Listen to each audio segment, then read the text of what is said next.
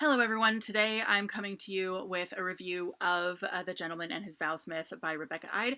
This was sent to me by Colored Pages Book Tours, and this review is basically part of my tour. So anyway, this book is about a guy who is the son of a duke. He has an impending arranged marriage that his father is making him do, but he is in love with the guy who happens to be the one charged with arranging the contract and negotiating things, because that's not awkward at all. And to make matters even weirder, people end up being murdered while the negotiation is taking place and everyone is staying at their house.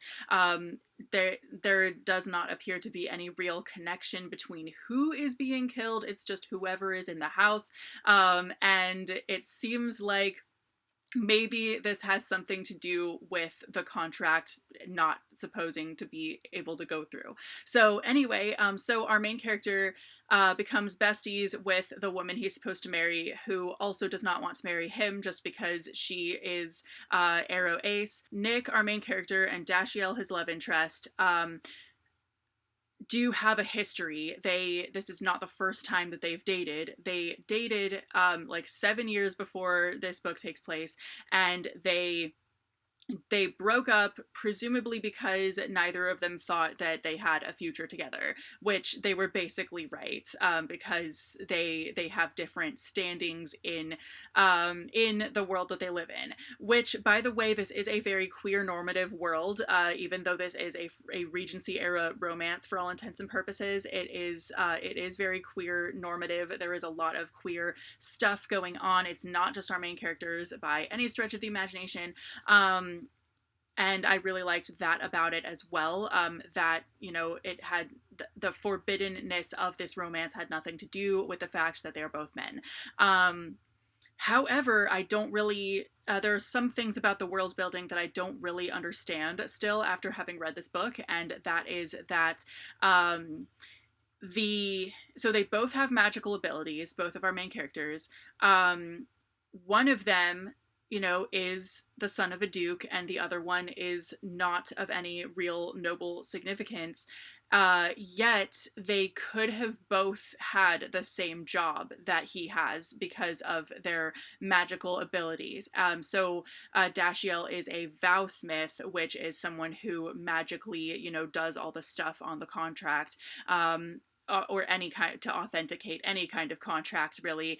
And Nick's father is constantly on his butt about, you should have concentrated more on your studies, then you could have actually used your magical abilities for something useful and been a Vowsmith. So is a Vowsmith just something that anybody can do exactly? Like, it doesn't really make sense. That Nick's father is basically telling him, oh, and by the way, get a job, basically, when he's a noble, you know, so it seems kind of like I'm not entirely sure how this world works. But overall, so I think that this book could have been a little bit better thought out in a few different ways as well.